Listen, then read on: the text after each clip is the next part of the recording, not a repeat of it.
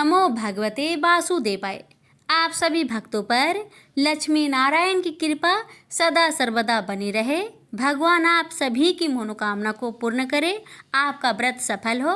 आज की वीडियो में आप सभी श्रवण करेंगे श्रावण महीने की कृष्ण पक्ष में पड़ने वाली कामिका एकादशी व्रत की संपूर्ण कथा। अंत में जानेंगे कामिका एकादशी व्रत के पारण कैसे करना है, क्या खाकर करना है।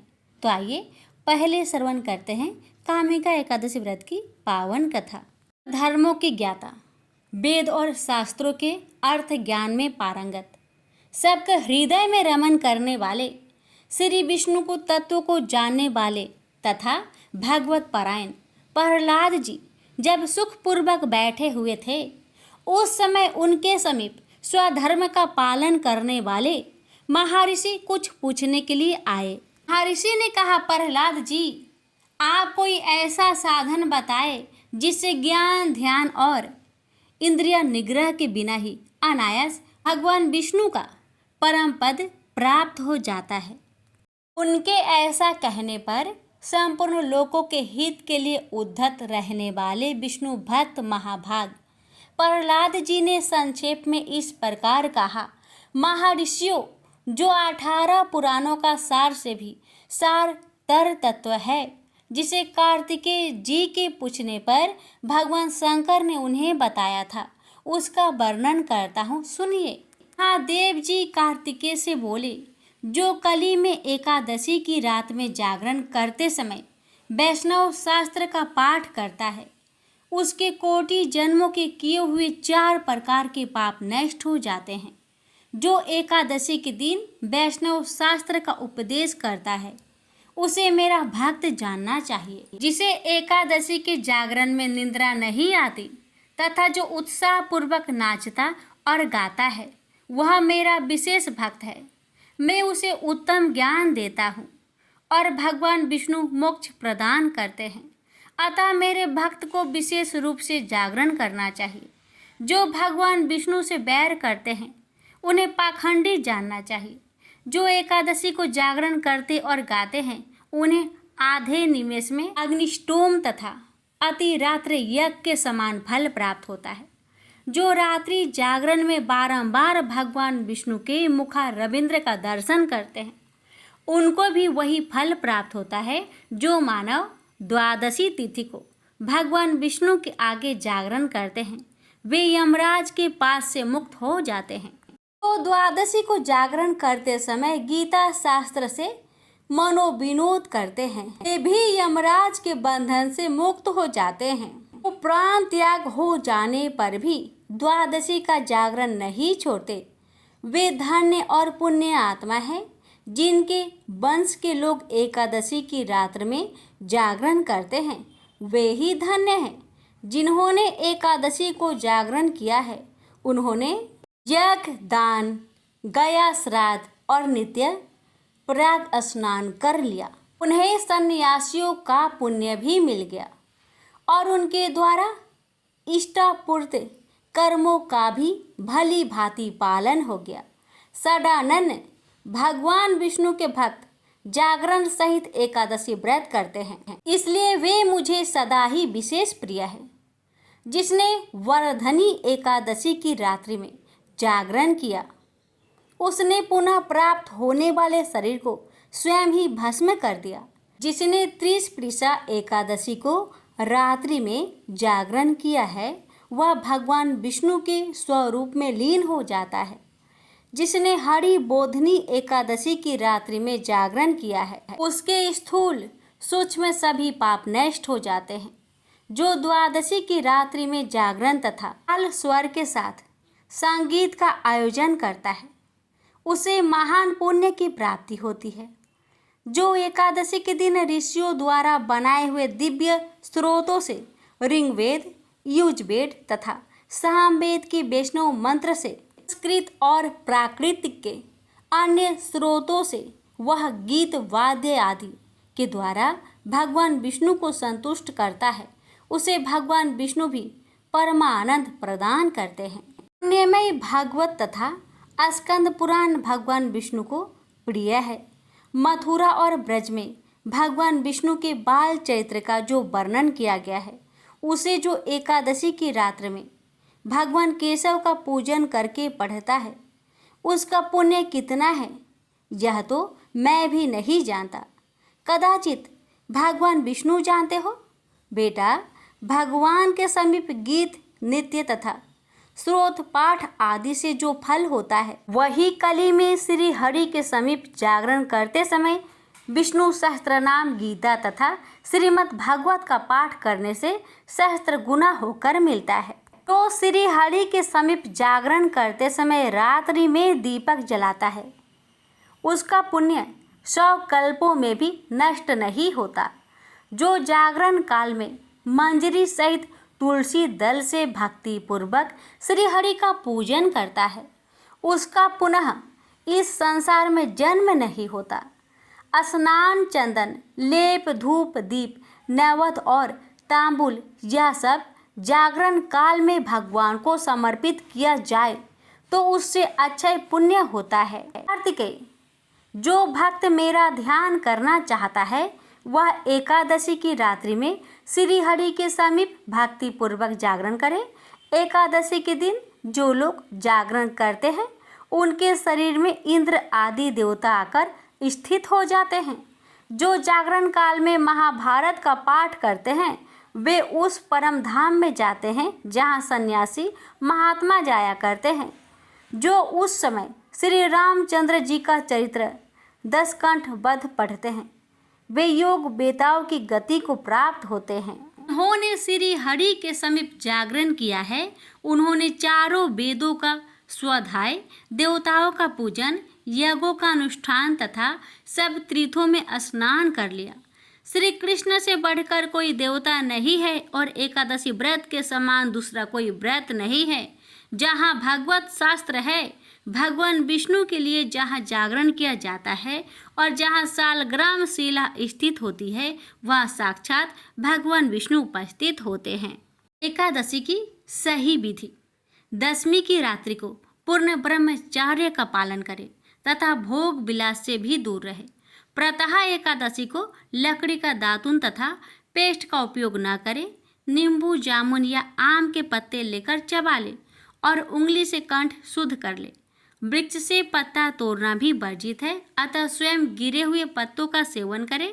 यदि यह संभव ना हो तो पानी से 12 कुल्ले कर ले, फिर स्नान आदि कर मंदिर में जाकर गीता पाठ करें या पुरोहित आदि से श्रवण करें। प्रभु के सामने इस प्रकार प्रण करना चाहिए कि आज मैं चोर, पाखंडी और दुराचारी मनुष्य से बात नहीं करूंगा और ना ही किसी का दिल दुखाऊंगा। और ब्राह्मण आदि को फलहार व अन्न आदि देकर प्रसन्न करूंगा। रात्रि को जागरण कर कीर्तन करूंगा। ओम नमो भगवते वासुदेवाय, इस 12 अक्षर मंत्र अथवा गुरु मंत्र का जाप करूंगा। राम, कृष्ण, नारायण इत्यादि विष्णु सहस्त्र नाम को कंठ का भूषण बनाऊंगा। ऐसी प्रतिज्ञा करके श्री विष्णु भगवान का स्मरण कर प्रार्थना करें कि हे त्रिलोकपति, मेरी लाज आपके हाथ है, अतः मुझे इस प्रण को पूरा करने की शक्ति प्रदान करें।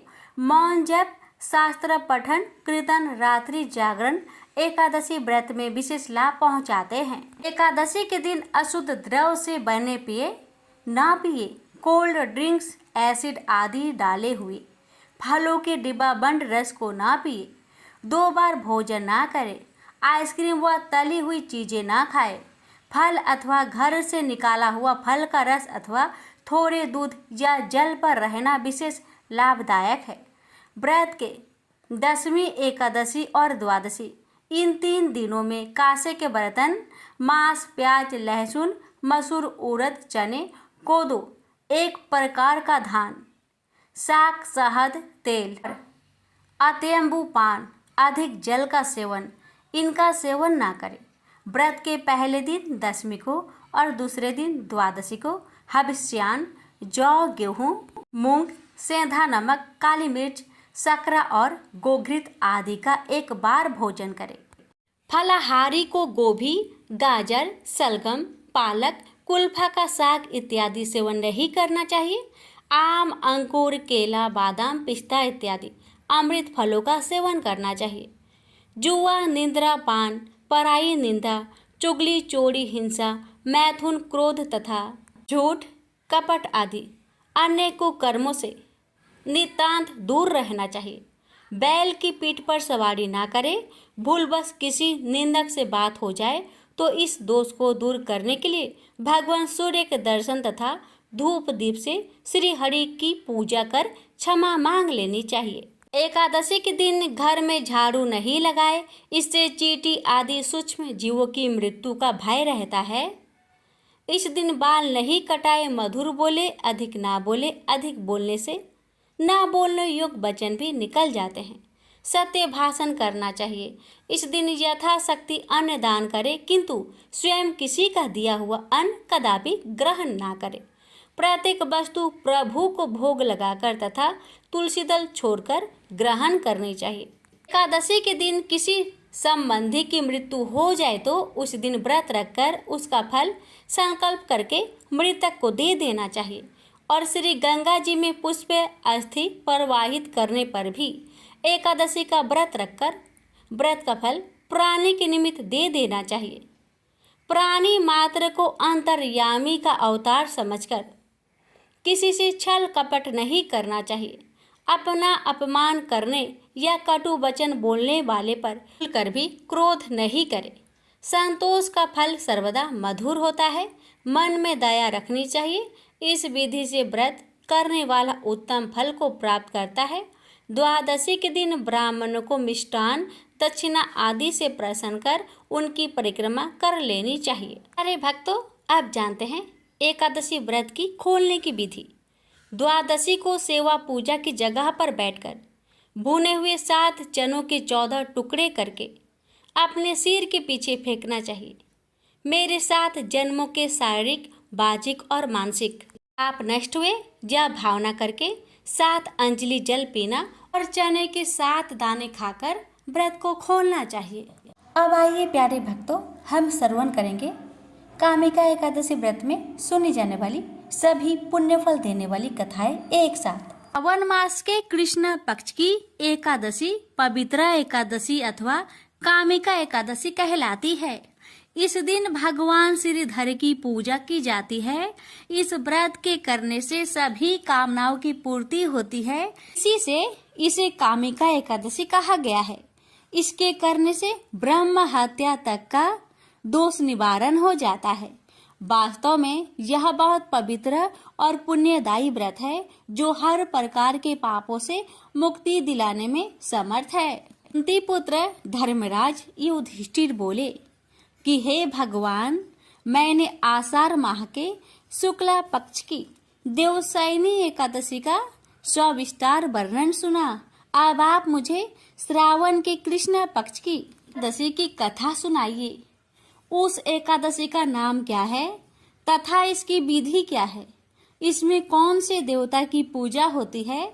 श्री कृष्ण भगवान बोले कि राजन, इस एकादशी की कथा कहता हूँ, ध्यान पूर्वक सुनो। एक समय इस एकादशी का पावन कथा को भीष्म पितामह ने लोकहित के लिए नारद जी से कहा था। एक समय नारद जी ने पूछा कि हे पितामह, आज मेरी श्रावण के कृष्ण पक्ष की एकादशी की कथा सुनने की इच्छा है।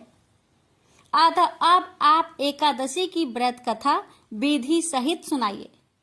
भीष्म पितामह नारद के वचनों को सुनकर बोले कि नारद जी, आपने मुझे अत्यंत सुंदर प्रश्न किया है। आप ध्यान लगाकर सुनिए। श्रावण मास के कृष्ण पक्ष की एकादशी का नाम कामिका है। एकादशी की कथा के सुनने मात्र से ही वाजपेयी यज्ञ का फल मिलता है। कामिका एकादशी के व्रत में शंख चक्र गदाधारी विष्णु भगवान की पूजा होती है। जो मनुष्य इस एकादशी की धूप दीप नैवेद्य आदि से भगवान विष्णु की पूजा करते हैं, उन्हें गंगा स्नान के फल से भी बड़ा फल मिलता है। सूर्य चंद्र ग्रहण में केदार और कुरुक्षेत्र में स्नान करने से जो पुण्य मिलता है, वह पुण्य विष्णु भगवान की भक्ति पूर्वक पूजा करने से मिल जाता है। श्री विष्णु भगवान के पूजन का फल समुद्र और वन सहित पृथ्वी दान करने और सिंह राशि वालों को कावड़ी नदी में स्नान करने के फल से भी अधिक होता है। व्यतिपात में गंडकी नदी में स्नान करने से जो फल मिलता है वह फल भगवान की पूजा करने से मिलता है। संसार में भगवान की पूजा का फल सबसे अधिक है। भगवान की पूजा का फल श्रावण मास के कृष्णा पक्ष की एकादशी के फल के बराबर है। अतः भक्ति पूर्वक भगवान की पूजा ना बन सके तो श्रावण मास के कृष्णा पक्ष की कामिका एकादशी का व्रत अवश्य करना चाहिए। आभूषणों से युक्त बछड़ा सहित गौदान करने से जो फल मिलता है वह फल कामिका एकादशी के व्रत से मिल जाता है।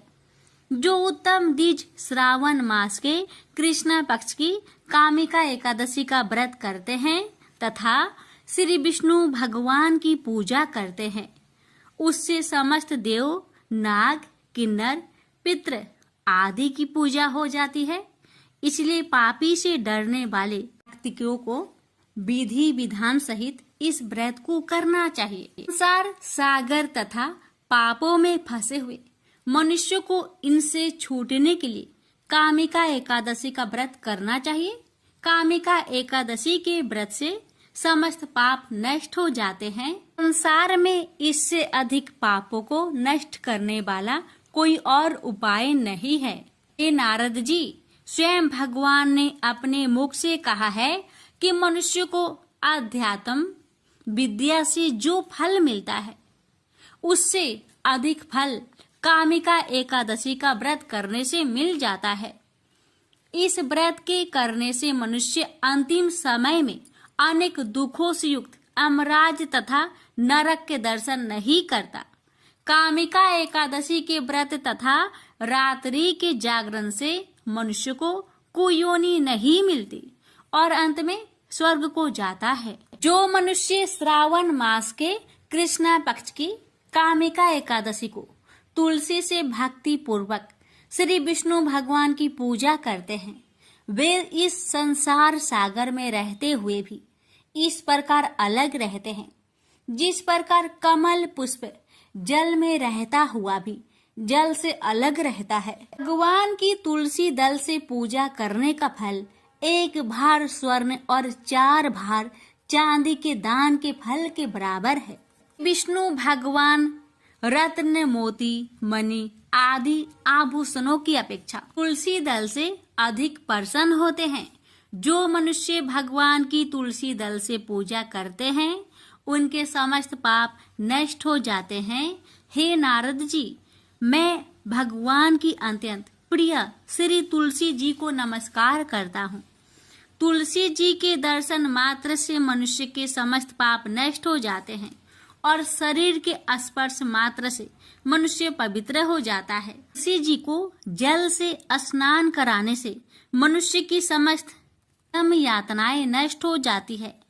जो मनुष्य तुलसी जी को भक्ति पूर्वक भगवान के चरण कमलों में अर्पित करता है उसे मुक्ति मिलती है। जो मनुष्य इस कामिका एकादशी की रात्रि जागरण करते हैं और दीप दान करते हैं उनके पुण्य को लिखने में चित्रगुप्त भी असमर्थ है। तो मनुष्य एकादशी के दिन भगवान के सामने दीप जलाते हैं, उनके पितृ स्वर्ग लोक में सुधा का पान करते हैं। जो मनुष्य भगवान के सामने घी या तेल का दीपक जलाते हैं उनको सूर्य लोक में भी सहस्त्रों दीपकों का प्रकाश मिलता है। प्रत्येक मनुष्य को इस एकादशी का व्रत अवश्य करना चाहिए। इस व्रत के करने से ब्रह्म हत्या, ब्राह्मण हत्या आदि के समस्त पाप नष्ट हो जाते हैं और इस लोक में सुख भोग कर अंत में विष्णु लोक को जाते हैं। इस कामिका एकादशी के महात्म्य के श्रवण व पठन से मनुष्य स्वर्ग लोक को जाते हैं। प्रेम से बोलिए लक्ष्मी नारायण भगवान जी की जय हो। भगवान आपकी कथा कहने वाले, सुनने वाले, कार भरने वाले सभी पर अपनी कृपा सदा सर्वदा बनाए रखना। प्रेम से बोलिए लक्ष्मी नारायण भगवान जी की जय। बहुत समय पहले की बात है। एक गांव में एक ननद भाभी रहा करती थी। ननद अभी कंवारी थी। उस परिवार में ननद, भाभी और भाई, इन तीनों के अलावा और कोई भी नहीं रहता था। भाभी तो कभी कोई पूजा पाठ करती ही नहीं थी और ननद हर रोज तुलसी माता की पूजा किया करती थी, उनकी बड़ी सेवा करती थी। बिना तुलसी पूजन के ननद कभी भोजन नहीं करती थी। ननद का पूजा पाठ देख के भाभी को बहुत क्रोध आता था। कभी कभी भाभी तो अपनी ननद से ऐसे भी कह देती थी कि जब तुम्हारा विवाह होगा ना, तो मैं तुम्हें और बराती को तुलसी ही खाने दूंगी और दहेज में यही दूंगी। इसी तरह समय निकलने लगा, दिन बीतने लगी। अब तो ननद भी बड़ी हो गई थी। भाई ने अपने बहन के लिए एक अच्छा घर और बर ढूंढा। अब तो बहन की शादी पक्की हो गई। बहन की शादी वाले दिन भाभी ने क्या किया, बारातियों के सामने तुलसी का गमला फोड़ कर रख दिया। लेकिन ननद की सच्ची भक्ति और श्रद्धा से तुलसी माता बहुत प्रसन्न थी। इसी कारण से तुलसी माता की कृपा से तुलसी का गमला स्वादिष्ट व्यंजन में बदल गया। ये चमत्कार देखकर भाभी बहुत आश्चर्यचकित हो गई। लेकिन फिर भी उसका आदत नहीं गया। उसने फिर क्या किया, अपने ननद को गहने के बदले में तुलसी की मंजरी पहना दी। लेकिन तुलसी माता की कृपा से वह मंजरी भी सोने के आभूषण में बदल गए। ये देखकर भी भाभी बहुत हैरान हुई, मगर फिर भी अपनी करतूत करनी न बंद किया। उसने फिर वस्त्रों के स्थान पर तुलसी का जनेऊ रख दिया। लेकिन तुलसी माता की कृपा से वह तुलसी का जनेऊ रेशमी और सुंदर वस्त्र में बदल गया। ननद की भाभी बहुत पापिन थी, इसलिए तुलसी माता की महिमा को न जान सकी।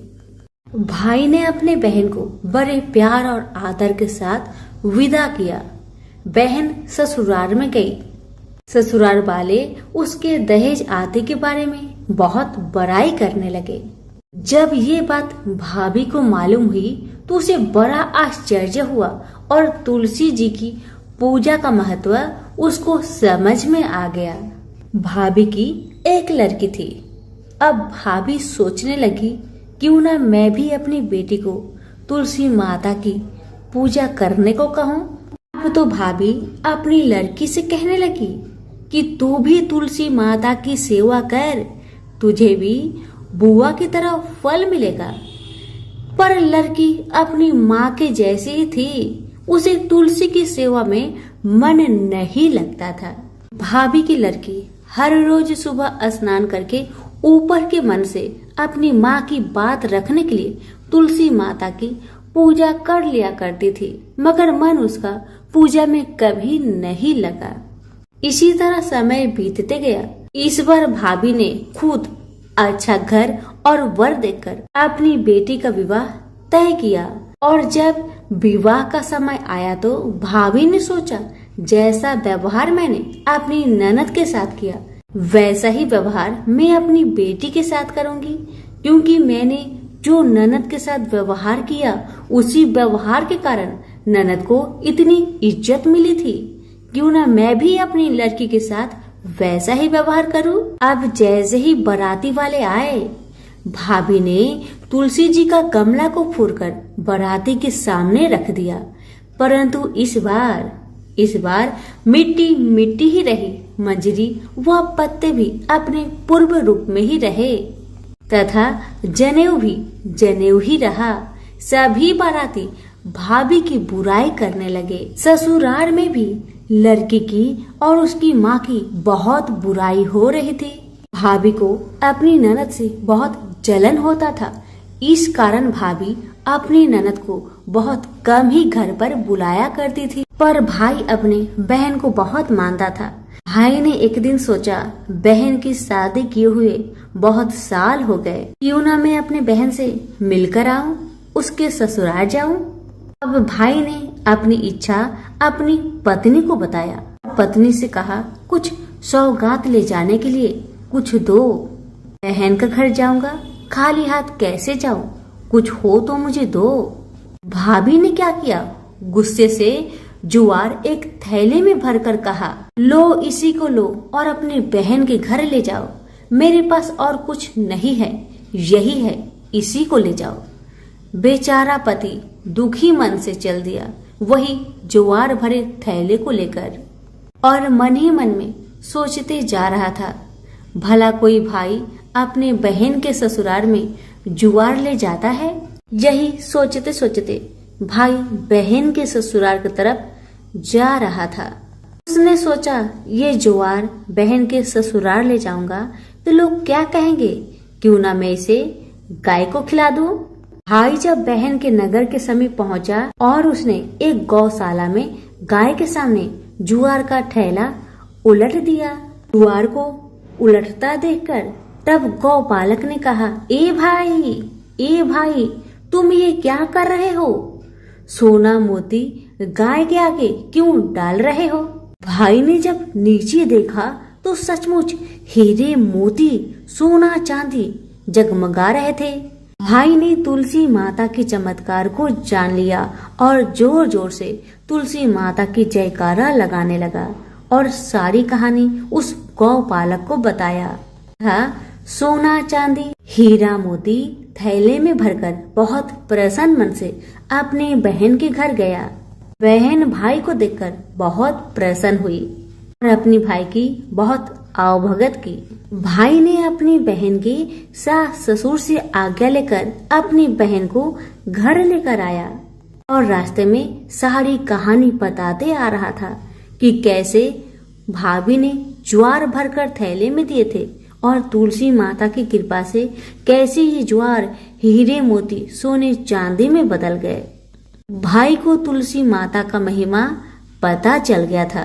अब भाई और बहन घर आकर अपनी भाभी को सारी कहानी बताते हैं और तुलसी माता की महत्व को समझाते हैं और पूजन करने का फल उसे भी बताते हैं। अब तो भाई और भाभी और उसकी बेटी तीनों जन मिलकर हर दिन तुलसी माता का पूजन किया करते थे और तुलसी माता भी उनके पूजन से प्रसन्न होकर उनके घर में अन्न धन के भंडार भर दिए और भाभी की बेटी को भी अच्छा घर और वर मिला। तो सभी मिलकर बोलिए, तुलसी मैया की जय हो। एक निर्धन व्यक्ति था। वह नित्य भगवान विष्णु और लक्ष्मी जी की पूजा करता था। एक बार उसने माँ भगवती की श्रद्धा भक्ति से पूजा अर्चना की। कहते हैं उसकी आराधना से लक्ष्मी प्रसन्न हुई और उसके सामने प्रकट हुई और उसे एक अंगूठी भेंट देकर अदृश्य हो गई। अंगूठी सामान्य नहीं थी। उसे पहनकर जैसे ही अगले दिन उसने धन पाने की कामना की, उसके सामने धन का ढेर लग गया। वह खुशी के मारे झूम उठा। इसी बीच उसे भूख लगी तो मन में अच्छे पकवान खाने की इच्छा हुई। कुछ ही पल में उसके सामने पकवान आ गए। अंगूठी का चमत्कार मालूम पड़ते ही उसने अपने लिए आलीशान बंगला, नौकर चाकर आदि तमाम सुविधाएं प्राप्त कर ली। वह भगवती लक्ष्मी की कृपा से प्राप्त उस अंगूठी के कारण सुख से रहने लगा। अब उसे किसी प्रकार का कोई दुख, कष्ट या चिंता नहीं थी। नगर में उसका बहुत नाम हो गया। एक दिन उस नगर में जोरदार तूफान के साथ बारिश होने लगी। कई निर्धन लोगों के मकान के छप्पर उड़ गए। लोग इधर उधर भागने लगे। एक बुढ़िया उसके बंगले में आ गई। उसे देख वह व्यक्ति गरजकर बोला, ए बुढ़िया, कहाँ चली आ रही है? बिना पूछे बुढ़िया ने कहा, कुछ देर के लिए तुम्हारे यहाँ रहना चाहती हूँ। लेकिन उसने उसे बुरी तरह डांट धपट किया। उस बुढ़िया ने कहा, मेरा कोई आसरा नहीं है। इतनी तेज बारिश में मैं कहाँ जाऊंगी? थोड़ी देर की ही तो बात है। लेकिन उसकी किसी भी बात का असर उस व्यक्ति पर नहीं पड़ा। जैसे ही सेवकों ने उसे द्वार से बाहर किया, वैसे ही जोरदार बिजली कौंधी। देखते ही देखते उस व्यक्ति का मकान जलकर खाक हो गया। उसके हाथों की अंगूठी भी गायब हो गई। सारा वैभव पल भर में राख के ढेर में बदल गया। उसने आँख खोलकर जब देखा तो सामने लक्ष्मी जी थी, जो बुढ़िया कुछ देर पहले उसके सामने दीनहीन होकर गिड़गिड़ा रही थी, वही अब लक्ष्मी जी के रूप में उसके सामने मंद मंद मुस्कुरा रही थी। वह समझ गया उसने बुढ़िया को नहीं, साक्षात लक्ष्मी जी को घर से निकाल दिया था। वह भगवती के चरणों में गिर पड़ा। देवी बोली, तुम इस योग नहीं हो जहाँ निर्धनों का सम्मान नहीं होता है। मैं वहाँ निवास नहीं कर सकती। यह कहकर लक्ष्मी जी उसके आंखों से ओझल हो गई। प्रेम से बोलिए लक्ष्मी माता की जय। आजामिल एक सदाचारी ब्राह्मण था। वह कन्याकुब्ज प्रदेश में रहता था। प्रारंभिक जीवन वह बहुत ही सदाचारी तथा ब्राह्मणोचित कर्म करने वाला था। दुर्योग से एक बार वह किसी दासी के प्रेम में पड़ गया और उसे अपनी पत्नी बनाकर रहने लगा।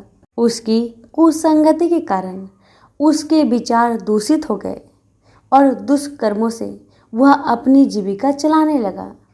वह लूटपाट तथा हत्या जैसे बुरे कर्मों में हमेशा लगा रहता था। दासी से इसके 10 पुत्र थे। उनमें से सबसे छोटे पुत्र से उसे बड़ा मोह था। उसका नाम उसने नारायण रखा था। अक्सर वह उसे हमेशा नारायण नारायण कहकर पुकारता था। उसके अन्य बेटा उसकी कोई परवाह नहीं करते थे तथा वे भी उसी की तरह दुष्ट कर्मों में लगे रहते थे। पत्नी भी नीच संस्कारों की थी, अतः वो भी कभी आजमील को मना नहीं करती थी कि बुरे और निंदित कर्म मत करो। अच्छे और भले कर्मों से जो उपार्जित करोगे उसी में रूखा सूखा खाकर जैसा भी होगा हम अपना तथा अपने परिवार का भरण पोषण करेंगे। पत्नी तथा अन्य संतानों की तरफ से निंदित कर्मों का बढ़ावा देने के कारण अजामिल और भी बुरे कर्मों में लगा रहा। चोरी, झूठ, लूटपाट तथा हत्या जैसे जघन्य कर्मों के साथ वह मद्यपान भी अधिक करने लगा, जिससे उसका स्वास्थ्य भी खराब हो गया। एक बार वह बहुत बीमार पड़ा। उसकी सेवा के लिए कोई भी ना आता था। अब उसे पता लगा कि जिनके भरण पोषण के लिए वह निंदित कर्म करता रहा, वही लोग अब उसे पूछते तक नहीं। बीमारी के कारण वह आसक्त होकर खाट पर ही पड़ा रहता था। उसमें स्वयं उठने बैठने तथा चलने फिरने की शक्ति भी नहीं रही। छोटा बेटा नारायण ही उसकी पुकार सुनकर उसके पास आता और उसकी बात सुनता था, इसलिए वह हमेशा उसको ही नारायण नाम लेकर पुकारता था। उसको असाध्य रोग हो गया था। एक दिन उसे जब आभास हुआ कि अब वह नहीं बचेगा और उसका प्रांत हो जाएगा, तो व्याकुल होकर वह अपने छोटे पुत्र को नारायण नारायण कहकर पुकारने लगा। जब तक नारायण उसके पास नहीं पहुंचा, उसने नारायण नारायण की रट लगाई रखी। जब उसके पास आया तो जीवन से निराश विहल हो उसका हाथ पकड़कर कहा, नारायण नारायण तू आ गया है। इतना कहते ही उसका प्रांत हो गया। शरीरांत होने पर उसके जीव को लेने के लिए यमदूत आ पहुँचे और वे अजामिल के जीवन को लेकर यमलोक चले जाए। इससे पहले ही बैकुंठ से विष्णु के दूत आ गए और उन्होंने यमदूत से कहा, अजामिल के जीव को तुम लोग नरक में नहीं ले जा सकते। मरते समय इसने कई बार विष्णु को नारायण नारायण कहकर पुकारा था, अतः अब यह जीव स्वर्ग का अधिकारी है। यमदूत हंसकर बोले, इसके सारे जीवन का लेखा जोखा चित्रगुप्त की ही बही में लिखा है। उसके अनुसार यह पूरे जीवन में हमेशा निंदित और पाप कर्म में लिप्त रहा। तुम जो नारायण की बात करते हो, यह नारायण के रूप में विष्णु भगवान को नहीं पुकार रहा था। ये तो अपने छोटे बेटे को उसका नाम लेकर पुकार रहा था। विष्णु दूतों ने कहा, प्रारंभिक जीवन में यह सत्कर्मी था। एक स्त्री की कुसंगति में पड़कर इसने पाप कर्म किए हैं। इस सब के बाद बेटे के नाम के बहाने ही सही ये हमेशा नारायण नारायण कहता रहता था और अंत समय तो इसने नारायण नारायण कहते हुए अपने प्राण त्यागे हैं। इसलिए यह जीव इतने पुण्य से ही स्वर्ग का अधिकारी है। इसको हम स्वर्ग ले जाएंगे। इस प्रकार आजामिल नारायण के नाम की महिमा से स्वर्ग का अधिकारी बना। तो प्रेम से बोलिए लक्ष्मी नारायण की जय। एक समय की बात है, एक भाई बहन रहते थे। बहन का नियम था कि वह अपने भाई का चेहरा देखे ही खाना खाती थी। हर रोज सुबह उठती थी और जल्दी जल्दी घर का सारा काम काज करके अपने भाई का मुख देखने के लिए उसके घर से निकल जाती। एक दिन रास्ते में एक पीपल पेड़ के नीचे गणेश जी की मूर्ति रखी हुई थी। उसने भगवान के सामने हाथ जोड़कर कहा कि मेरे जैसा अमर सुहाग और मेरे जैसा अमर पिहर सबको दीजिए। यह कहकर वह आगे बढ़ जाया करती थी। हर दिन का उसका यही नियम था। जंगल के झाड़ियों के कांटे उसके पैरों में चुभा करते थे। एक दिन बहन भाई के घर पहुंची और भाई का मुख देखकर बैठ गई। तो भाभी ने पूछा, पैरों में क्या हो गया है ननद जी? यह सुनकर उसने भाभी को जवाब दिया कि रास्ते में जंगल की झाड़ियों से गिरे हुए कांटे मेरे पाँव में चुभ जाते हैं। जब वह वापस अपने घर आ गई तब भाभी ने अपने पति से कहा कि रास्ते को साफ करवा दो। हमारी ननद यानी कि आपकी बहन झाड़ियों के रास्ते से आती है तो उसके पाँव में बहुत सारे कांटे चुभ जाते हैं।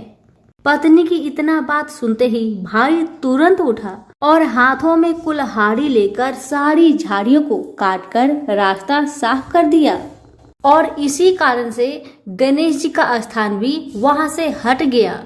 यह देखकर भगवान गुस्सा हो गए और उसके भाई के प्राण को हर लिए। लोग अंतिम संस्कार के लिए जब भाई को ले जा रहे थे तब उसकी भाभी रोती हुई लोगों से कही, थोड़ी देर रुक जाओ, उसकी बहन आने वाली है।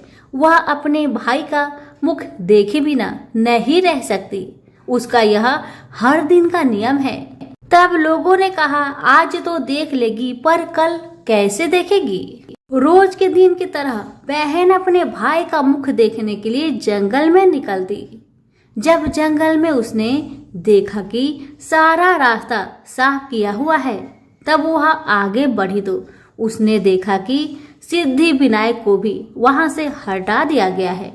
तब उसने जाने से पहले गणेश जी को एक अच्छे स्थान पर रखकर उन्हें स्थान दिया और हाथ जोड़कर बोली, हे गणेश महाराज, मेरे जैसा अमर सुहाग और मेरे जैसा अमर पिहर सबको देना। और फिर इतना कहकर आगे निकल गई। लड़की की बात सुनकर भगवान गणेश सोच में पड़ गए, अगर मैं इसका नहीं सुना तो मुझे कौन मानेगा, हमें कौन पूजेगा? तब सिद्धि विनायक ने उसे पीछे से आवाज दिया कि बेटी, इस खेजड़ी की 7 पत्तियां ले जा और उसे कच्चे दूध में घोलकर भाई के ऊपर छींटा मार देना, वह उठकर बैठ जाएगा। यह सुनकर जब बहन पीछे मुड़ी तो उसने देखा कि वहां तो कोई नहीं है, लेकिन फिर भी उसके दिल से आवाज आई, जो मैंने सुना वैसे ही करती हूँ, देखा जाए क्या होता है। इतना सोचकर वह 7 खेजड़ी की पत्तियां लेकर अपने भाई के घर पहुंची। उसने देखा वहां कई लोग बैठे हुए हैं। भाभी बैठी रो रही है और पास में ही भाई का लाश रखा हुआ है। उसे रास्ते में जो आवाज सुनाई दी थी वही बात याद आई और उसने वैसा ही किया जैसे उसने सुना था। उसने खेजड़ी की 7 पत्तियों को बताए हुए नियम के तहत भाई के ऊपर इस्तेमाल किया। तब उसका भाई उठकर बैठ गया। भाई बोला बहन से, मुझे तो बहुत ही गहरी नींद आ गई थी। तब बहन बोली, यह नींद किसी दुश्मन को भी ना आए और उसने सारी बात अपने भाई को बता दी। हे गणेश महाराज, जैसे आपने उस बहन की सुनी, वैसे ही कहानी कहने वाले, हुक्कारे भरने वाले सभी की परिवार की सुनना और सभी के परिवार की रक्षा करना। सभी प्रेम से बोलिए गणेश महाराज की जय हो। धन्यवाद।